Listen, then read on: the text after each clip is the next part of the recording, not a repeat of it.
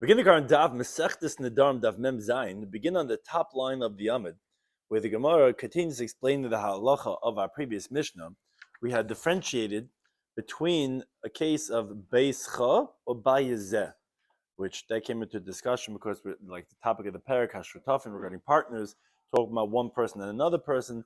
So if someone says that your house is not going to go into, that's only as long as it's the guy's house. But if he sells it to someone else or he dies, it's not his house anymore. But if he says that Bayezeh, so then it's always going to be Aser because it's still ultimately this house. And the Gemara is going to discuss a related case to the halacha of the Mishnah. Today's daf. Something discussed in today's daf are a person cannot make someone else's stuff forbidden on someone else. A neder works in only one of two ways. Either he plays a neder upon his own object to forbid others, or he plays a neder upon others' object to forbid himself. But a person cannot place a neder upon someone else's object to forbid it to others. Why is that necessary? Because that relates to the Gemara's conversation about can one forbid his own possessions forever, even if it's no longer his? Because that can actually relate to the concept about essentially when it's no longer his, it's really like someone else's. So and you can't make someone else's things forbidden on someone else. So that's going to be the question: can you make it forbidden now forever, even when it's not going to be yours anymore? Which that relates to a discussion regarding Gidulin and Chilufin. Gidulin are growths of something which are asabana, that the growths are forbidden as well. And Chilufin are attempts to transfer the status of Isur Hana, such as Nadarim, onto another object. That becomes the conversation, as we'll see, regarding once it's no longer his, do we consider that as a Chilufin? So the important term of the concept of today's daf are a person cannot acquire something that's not yet here in the world. If someone says to his wife, that I'm taking neder that you can't have any enough for me, she could borrow in the front, and the credits could still come and collect from the husband. So begin the current daf Mem Zayin. In the previous daf, we had in the Mishnah a distinction between a neder expressed as koinim bayezeh and koinim lebeischa. When you say bayezeh, it's always going to be aser because it's still this house, whereas lebeischa is only as long as it's your house. That's why the Mishnah said that your house, your field, that's only effective as long as it belongs to the present owner. It's going to be mutter. But then that's only that's going to be indefinitely because it's as long as it's this house. So even if he dies or sells to someone else, it's going to be aser. So that's what the Gemara quotes. It's quoting this halacha, the Mishnah we just quoted. So related to this question, the Gemara brings in the following question: the same wording. If someone says, "I take a neder for this house," but it's not going on himself, he tells it to someone else. Sha'ato nichnas, that I take a prohibition that this house you will not enter.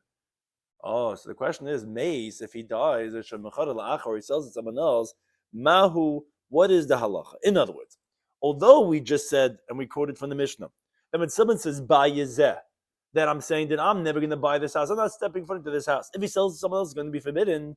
Yeah, explains the Ran, that's when he makes it forbidden on himself. Because he can make himself forbidden on this house, whether it's his or whether he sells it to someone else, forever. But on someone else, although that this wording of Bayezeh seems to indicate forever, as we learned from the Mishnah, but however, you have no right to make it forbidden when it leaves your domain, because that's essentially nichsi chaveira al chaveira. It's not yours anymore once you sell it. So it's nichsi chaveira. You can't go ahead and make nichsi chaveira asal chaveira. So that's what the Gemara explains. What's the question? Do you say someone can make something forbidden in his domain for when it leaves his domain, or not? Yorshim considered not his domain. It's his house. Let's say I have a house and I paid off. Gemara makes a sound when it says mace or that mace sounds like it's not his anymore. It's his son's. That wouldn't be considered as his anymore. Now the Ran explains that the Gemara's question could even be talking about. We explicitly said, "This house, I'm making a neder that you're not going to be able to walk into, even after it leaves my domain." Even over there, the Gemara's question is maybe it's not going to be effective because, as the Ran explains, Avimi his doubt wasn't regarding the wording. He understood most definitely that the word zeh indicates forever. That's obvious from the halacha of the Mishnah. Bayezeh sha'ani nichnas. The primary question was, even if you're saying if he's attempting to do this, could he do this because right now the properties are his and he can make it forbidden on him forever? Or do you say not because since afterwards he's going to leave his rishos, so it's like nichse chaver al chaver? That was the question posed by Avim. So Rabbi says Tashema. Let's bring a ride from Mishnah Masechtas Baba Kamam. Mishnah says that someone says to his son, Kainim shiat atanenali. Take a neder, you, my son, are not having any benefit from me. Umeis, and he passed away, Yerushena. The son inherits the father. But let's say he says, B'chayav ubamaisai. Tzadikal, you're going to be forbidden to have any benefit from me when I'm alive and when I'm dead.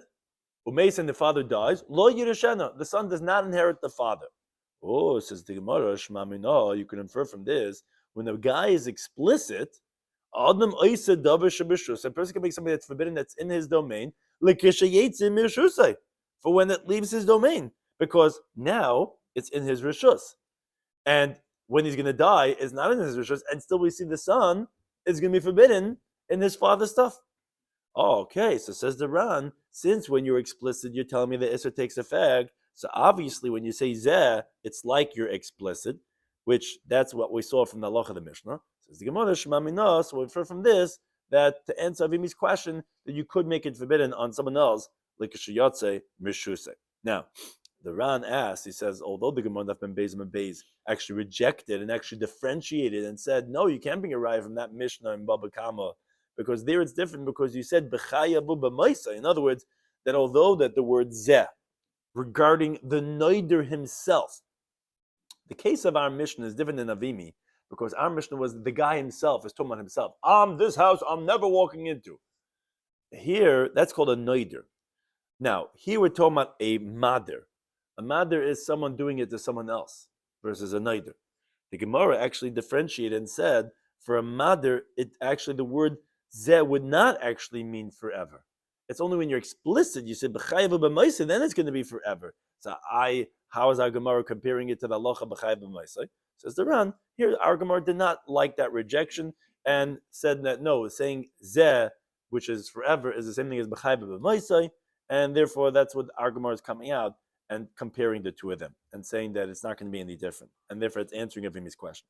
Now the Ran just points out, as he had previously done when we quoted this Mishnah Baba Kama, says when the Mishnah says in Meis Lo Yerushena, that if the father dies, then the son's not going to inherit him. It's not to say that since the Nechasima Asur to the son Ba'ano, he's actually not going to get any rights to it, because the seif of that Mishnah in Baba Kama Daf Kovtes Amanalv says, so what does this son do who cannot inherit his father because the father said B'chayv b'maisai? He gives it to his own sons or to his brothers. And if he doesn't have sons and brothers, what he does is he borrows from other people, and his creditors come and collect from this money that his father left over. Now, if the son had no rights in the inheritance, how could he give it to his sons or his brothers? How could creditors come and collect from it? Rather, obviously, explains the Ran, of course the son inherits the Yerusha. It's just that he's not allowed to have hana from it, because the father took an Isra hana on his son. It's just because the Reisha said, when he didn't say b'maisai, that Yerushan he will inherit him, that to say that you're permitted to have benefit like all other inheritors. So the Sefer also says lo Yerushan, but it's lav davka, it's not so precise. It's not really the case. It actually would be that he's going to yarshin, that he's just not going to be able to have any hana from it. Now, the Gemara continues. In the related question, it's not hasim. We learned about it in the Mishnah later on Daf Zayin Mid Aleph. Kainim peiris ha'elu alai. Let's say someone says, I take a neder that these fruits are forbidden on me, or kainim hein alpi, different wording. They're a neder on my mouth, or kainim hein lifi, they're a neder on my mouth. In other words, he says any one of these wordings. The halacha is asa b'chilufeihen. He's forbidden if, let's say, he sells them. The monetary proceeds are forbidden, so that's the exchange. And the b'gudileyan is also forbidden in the growth. In other words, if he plants these peiros, which he said as a neder, whatever grows from it is going to be also because we consider like hektish. And just like gedule hektish are forbidden, this kainim, which is the word kainim means carbon. So that's what a neder is of like hektish. It's gedulim are also going to be forbidden. That's what the Mishnah says. Okay. Now, similar to what we had just before with Avimi asking on a twist of switching it from a neder to a mudder, So that's what we're saying, the same thing over here from a Neider to a Mader. Rabbi Chama had the following question. Amar, let's say, says, Kainim Pedus Elu. He says the same words that the Mishnah spoke about. I'm taking an Isser of forbidding these fruits, but he doesn't say it on himself. He says it al plainly on that person. Mahu bechilufein. What's halacha going to be regarding the exchange? So the Ran explains that the question is not really only regarding kainamis. Rather, it's regarding all isuri hana. Anything that is prohibited from having benefit is also included in the question. And that's why he has to tell you this, because later on the Gemara is going to answer Tashema from a case of Makadish Ba'arla, which is Arla is Isur Hana, but it's nothing to do with a kainim, it's not a neder. So that's what Ran's explaining, that the question is not just on Nedarim, it's on any Isur Hana. Moreover, it's not the question, could we initially go ahead and swap and transfer? Because most definitely, whatever's Asa Bahana, you're not allowed to sell and you're not allowed to transfer, you're not allowed to swap it. And he says, I'll prove this to you. Because if you don't say this, then we're going to find that chametz on Pesach or shor haniskel has a monetary value, because you can go ahead and sell it to a non-Jew. So why does a Mishnah elsewhere tell us that if the Gazlan is going to, if someone steals that, let's say chametz from Pesach, or shor haniskel is going to be part of from paying, because it has no monetary value, because it has to be stoned, and because it's a asbana? What do you mean? If you could do chalipin, so then it should have considered monetary value, because you could swap it for a non-Jew. And obviously that no, everyone knows like it's asa, and therefore we don't consider it as having monetary value. Our doubt here in the Gemara, our question is, if someone was over and he did a chalipin and he did transfer, that's our question. A third point that the Ran points out is that our question is not for someone else, and this is where it gets a little bit more sticky regarding to explain this Gemara, because it's going to get a little bit complex in a moment.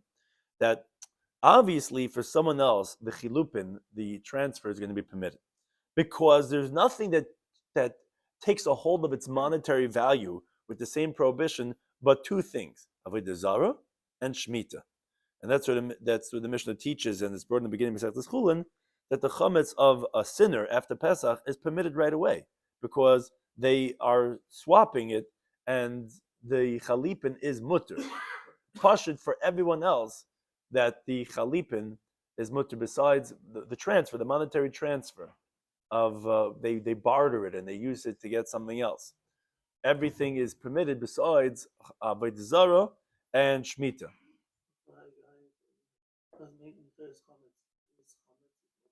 No. So that's what the Gemara says when they shem achlifin, because they switch it. They know it's problematic, and they switch it. The person that held on, the sinner. So therefore, for everyone else, the Gemara says you're allowed to buy from him because he doesn't have the original. It's the chalipin, and the chalipin, right. But I'm saying, but it's for other people that we're saying this idea that it's going to be mutter. The Gemara's whole question: if it's forbidden to swap it from rabbinic law or not, that was the question regarding the primary question about could this person go ahead and do this chalipin, not for other people. We know that other people the chalipin is going to be permitted. What's the question? So the Gemara explains. Mi amrina, do we say that when we learned in the Mishnah that we just quoted now from later on in this Masechet Daf Nun Zayin, that it's going to be usher in the chalipin and the gedulim? You know why? This is the question. This is where we have to focus a little bit, because that was the intent of the one who took the neder, and he had in mind everything that comes from this, whether it be the transfers from this, whether it be the growth from this. This is what he had in mind. Okay, if it's because of his kavana, so then that's specifically kabedilei. That's regarding himself. The neder makes himself forbidden in it, because although chilupin, what you're transferring is like a davar shalei b'la'olam, it's not here yet. Chilupin is when you're going to transfer to someone else. How is that monetary proceeds forbidden? Oh, because I'll tell you why. Since a person can make someone else's stuff forbidden on himself, which is in a way like a davar shalei b'la'olam, it's not yours. How are you making someone else's thing forbidden in you? You say, when I'm going to have hana, that's forbidden. Well, it's not yours now. You're not having hana from it now. Still, you can make someone else's thing forbidden on yourself. Oh, then adam oiser, then the person can make forbidden also something that's not in his rishus, which is the chalipin.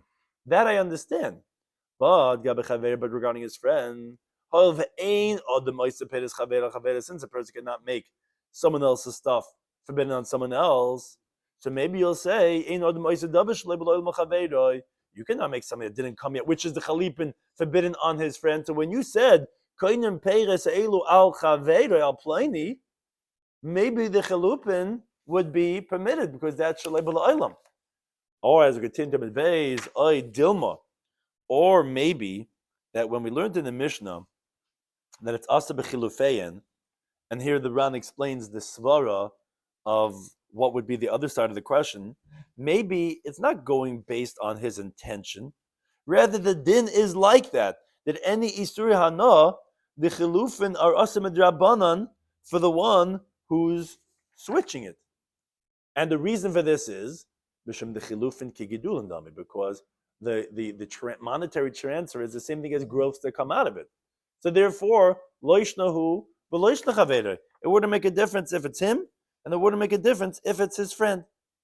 And therefore, maybe it should apply to others too. That's the Gemara's question. Now, the Ran, he makes it a little bit more complex, and he's on the bottom of Mem Zayin Man Alf over here, and he says, I wonder. And instead of Rami asking his question by a mudr, which is when someone else is the subject of someone else's vow, why doesn't he say the question by the Neder himself? And in the halacha of our Mishnah. In other words, your question, the way the Ran's explaining the logic of the two sides of the question, says you don't have to say it by a Madr and a Mudr, you could say it by a Neder himself, which is the case of our Mishnah, not with another person.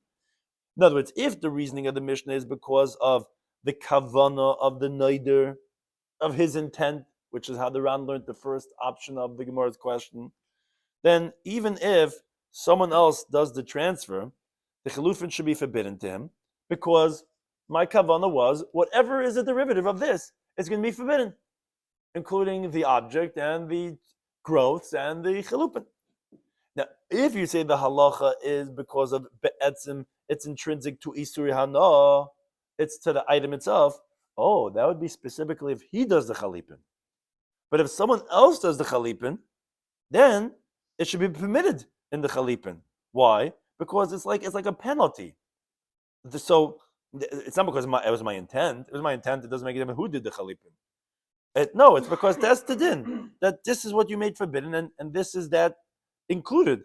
But if someone else does that, so then that should be permitted. That's how the Ran explains his question on the Gemara. Says the Ran, what you could say is, no. That was obvious to Rami, that if a guy is taking a neder on himself, even if hichlifin acher, even if someone else transfers it, the chalupin is going to be forbidden. Why? And this is where he gets a little bit complex. He says, because since the case is talking about where he said the word elu, he said, koinim peiru se elu. He said the word elu, so that's making it like hektish. As he says, as we'll explain in Perek HaNodim and Yerik, on that Mishnah that we're going to see later on, Daf Nun Zayin, in our Masechta. So that wasn't a question. And you couldn't have said in the case of the Mishnah, because since he said Elu, it was obviously going to be forbidden on the Noidu, even if someone else did the Chalipin. The whole question was, do we say that even when he does the Chalifin, do you need to have Elu? That is not going to be forbidden only because it's included in his words, and that's his intent? Or maybe, no, that when he does the Chalipin, you don't need Elu, because the Chilufin is like a Digidulin, which is the second option of the Gemara's question. And therefore, even by a Mudra, it's going to be forbidden, not by a Noider. And therefore, must be when you said Elu, just to make it like Hektish, was specifically necessary for a case when someone else did the Chalipin, which essentially should not be included in the Knas. That's why you needed to say the case of Elu. That's how he explains why specifically it was with a Madu and a Muda. But he says, you're right. The Gemara could have said the question by the Noid himself, where he doesn't say Elu, and he did the Chalipin himself. And then the question would be, what's the halacha by the Chalupin? Which, that's the halacha really of the Mudr. It's just that the Gemara preferred the wording of the Mishnah, that's Elu, so therefore, since you're talking about Elu, so that's why it's inherent that it's always going to be Aser. So Al Kapanim, this is just what the Ram wants to say why he didn't ask the question on the case of Neder himself. But Al Kapanim, in the basic understanding, The Gemara is asking, what's the reasoning for the prohibition? Is it because of its intent? And if it's his intent, then it would only be for himself, but you can't intend something to be forbidden on someone else because it's al nichsach al chaver. Or do you say no? But etzim, something becomes forbidden. It's like gedulin, which is a growth coming out. So too the chalipin is coming out, and therefore it wouldn't make a difference him or his chaver. So on that, Amar V'acha Rabbi Yumi says Tashma says let's bring a rayam for this question from the following brayso.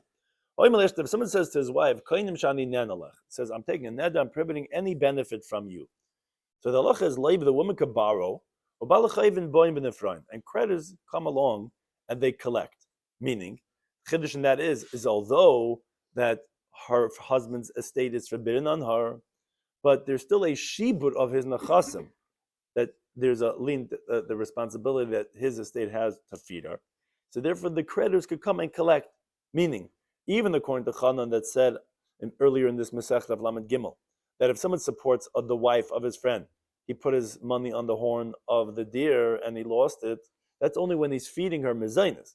But when she's borrowing, so then she is obligated for what she borrowed, and the creditors could collect directly from the husband because this is what's called Shibud Diram Nasan. Shibud Diram Nasan is that if, let's say, Reuben owes Shimon money, Shimon owes Levi money, Reuben could collect directly from Levi. So here the creditors, she owes the creditors, and the husband's estate owes her. So those are Sur Hanan, he's not allowed to give her directly, but he can give to her creditors because of Shibud Diram Nasan, because he owes her and she owes them, and therefore that's what the Brisa says. Okay, but the Gemara explains and says, my time of Balachayvin Nefron. What's the reason why the creditors could collect? Lav Mishum, isn't it because the Chilufin Lav Kigedulin Dami? Meaning to answer the question and say like the first option of our Gemara's question, not like the second one. Chilupin, the transfer is not like growth. Where do you see this from this Brisa? So the Ran explains that the Gemara thinks that since at the time when she's borrowing, her husband's estate is meshubed, so essentially she's like being machlef, she's transferring the nechasim of the husband that are forbidden in the nechasim of the others who are lending her the money. Because since at the end of the day the creditors are going to come and collect, so that's like a chalipin of sorts. And still you see that it's mutter. So obviously chalipin is not like gedulin. And therefore to answer our previous question, when you said koinen peris elu al chaverai al pleni would not be asa, because obviously it's not be'etzim, it's not like gedulin, because you see chalipin are permitted. Now the Ran just explains, although the Gemara says my time of balachayvin boim and efron, that's not really the primary question itself, because of course for the creditors there's no isser for them to collect. There was never a neder on them. Rather, what the Gemara means to say is, since at the end of the day the creditors are going to come to collect, how do you permit her to borrow? Because essentially that's going to be like chelupin.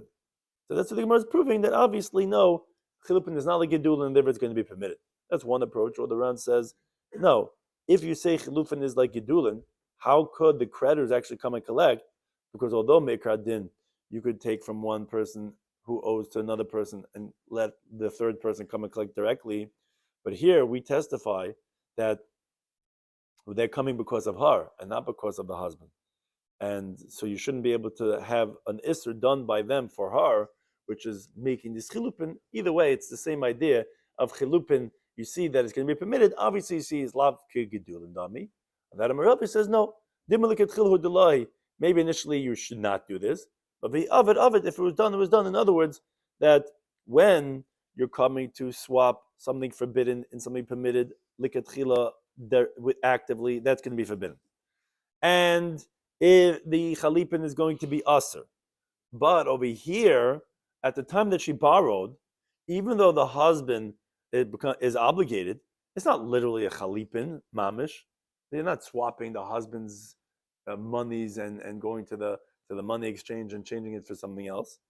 So therefore, she could borrow and she could eat, even though afterwards the creditors are going to collect from the husband, because that's the eved, that's after the fact, which they became chalipin now for what she ate.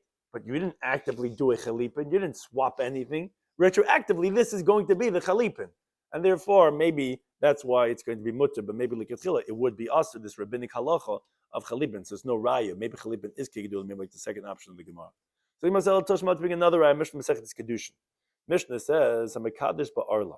If someone goes and gets engaged by giving his kala arla, which is asbahana, so ain't mekadeshes. So obviously there's no kedushin because you haven't given her anything of benefit. But let's say machran v'kiddush b'dmei, and let's say you sell the arla, and now you go and use the money to be mekadesh. Okay, I read some mekadeshes. She's going to be engaged.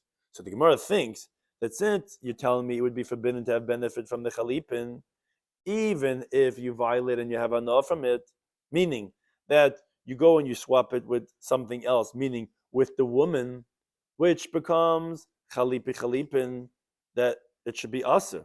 So that's what the Gemara is asking, that when you violate and you do kedushin with the monetary proceeds of the arla, why is she fully engaged? Why don't you have to do another kedushin? Because if you tell me that chalipin is aser midrabanan, you should have required another kedushin. No, you're right. Initially, you're not allowed to.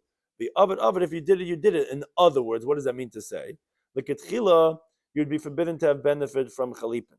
But if you violate and you had benefit, then it's considered like you had that pleasure, and therefore the chalipin of the chalipin, which is the woman, is going to be permitted after the fact. Now, regarding the halacha, regarding the Ram just concludes the sugya, says regarding the Nidrim himself, when he says Elu, Koinim Pedus say Elu alai, even if someone else did the chalipin, the Nidrim is going to be forbidden to them. Because that's the halacha of our Mishnah. But when someone makes a neder on someone else, or if someone makes himself a neder on something without saying Elu, so then says the Ram, logical that we would be lenient, because since in such a case, by Yisur Hana in general, you cannot say chilupin like is kigedulein, only from rabbinic law, as we had previously explained. So again, it's a savik rabbanan and lakula, and even if he violates and he does the chalipin is going to be permitted. But he says the Rambam in Hilchas Nedarim says that kidulehen and chilufein is safik, and therefore it would be forbidden in the geduli peridus and the chilufein. The Ramban, he says, is saisem later on. He doesn't say exactly what Allah is, but the Rambam himself holds that this should be something that we should be lenient, because it's at most a rabbinic, and then it would be a suffix as we have here in the Gemara, and therefore it would say Lakul. Thank you to any time for hosting us.